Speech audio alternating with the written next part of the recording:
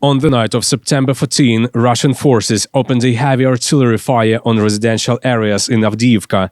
Information about the victims and destruction is not yet available, said Pavlo Kyrylenko, the head of the Donetsk Regional Military Administration. The Russians also shelled Mirnograd, destroying a school, villages in Ocheretinska Hromada, Bakhmut, Toretsk, Kramatorsk and Mykolaiv. In Volnovakha district, Prechystivka came under fire, with one person wounded and one house damaged, Mr. Kyrylenko reported. On the night of September 14, Russian military carried out a missile strike on Kramatorsk residential sector, said Pavlo Kyrylenko, the head of the Donetsk Regional Military Administration. Early information suggests that the Russians fired S-300 missiles. The strike damaged 3 detached houses and burned down a garage. No civilian casualties are registered. The Russians terrorize the local population on purpose. In such conditions, the only right choice for the civilians is to evacuate to safer regions of Ukraine, Mr. Kyrylenko emphasized.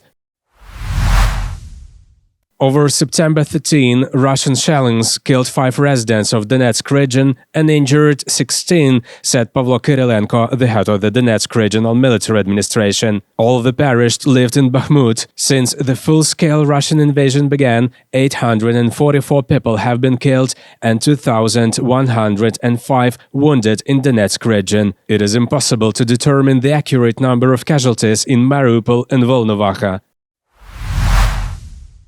During another bombardment of Toretsk, Russian combatants mined a few streets, said the press service of the Toretsk military administration. Explosive items that can blast within 72 hours are scattered on Potemkina, Belaruska and Gruzinska streets. Fortunately, no one was injured, but be careful. Do not even touch or pick up any suspicious objects. The consequences can be dreadful, the message says.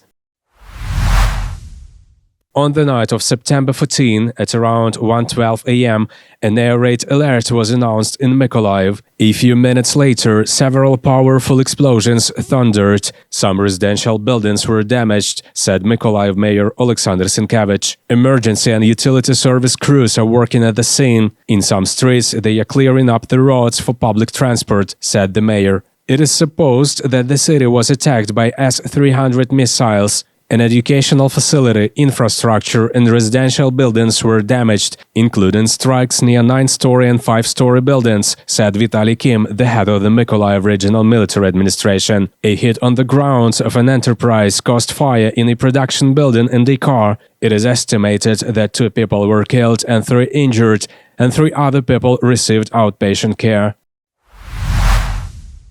The law enforcement officers have found a torture chamber in the liberated Balaklia, which the Russians arranged for local residents. It was set up in the basement of the police department and in a publishing house in front of it. In total, during the occupation, the Russians held at least 40 people in captivity, said Sergei Bolvinov, chief of the Kharkiv Regional Police Investigation Department. As he said, they were fed water-boiled grains twice a day. The captives included those who served or had relatives in the JFO and those who helped the Ukrainian army. The invaders found such people with the help of local collaborators. According to Mr. Bolvinov, the captives were tortured in various ways, including electric shock. Valentin Reznichenko, the head of the Regional Military Administration, announced in his Telegram channel that on the night of September 14, Russian troops shelled Nikopolsky district 3 times. According to him, the Russian troops hit Nikopol and Marhanets Hromadas with heavy artillery. 75 shells were fired. There are no casualties or injuries. Up to 20 houses, several gas pipelines and power lines were damaged in Nikopol. Almost 3,000 families were left without electricity. A part of them has already been connected. Power engineers continue to repair networks. In Marhanets, Mirove and Tomakivka Hromadas, which were left without water due to shelling the previous evening, restoration work is ongoing. Alexander Starukh, the head of Zaporizhia Regional Military Administration, announced that the Russian military shelled the city of Orikhiv with rocket launchers. One house was completely destroyed. Rescuers found a dead 84-year-old woman. The main Department of State Emergency Services of Zaporizhia region reported that during the day of September 13, as a result of Russian hostile aggression, rescuers extinguished 3 fires in Poloivsky district. As reported in Zaporizhia Regional Military Administration, over the past day, the Russians shelled civilian infrastructure in the area of 20 settlements. 25 reports were received about the destruction of civil infrastructure objects as a result of shelling. After the liberation of the village of Vysokopilya, the police recorded numerous cases of looting by the Russian military, who robbed houses and took cars, motorcycles and bicycles of local residents. The police of Kherson region reports that there are almost no surviving houses in the village. Everything was either destroyed by shelling or looted by the military of the aggressor country. Policemen worked at the sites of shelling and collected evidence of war crimes committed by the army of the Russian Federation. The police opened criminal proceedings on all the facts. 34-year-old Eduard Pashkov is one of those who were captured by the Russian military during the occupation of Trostianets. He says that he went to walk his dog when he was caught.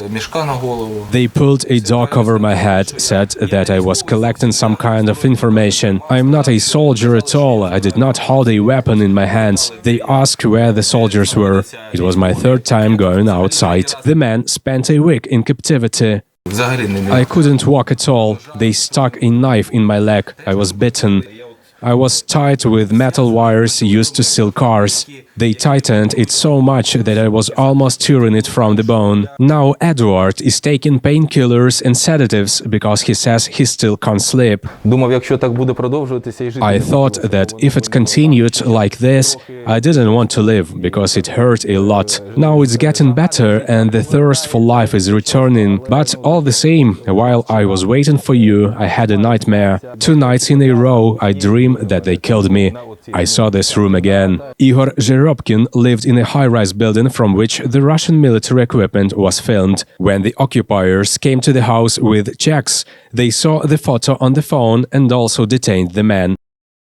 They dragged me from the 2nd floor to the 1st. The ribs were broken. I was bruised. The woman took a picture when I arrived. They thought that I would not be alive.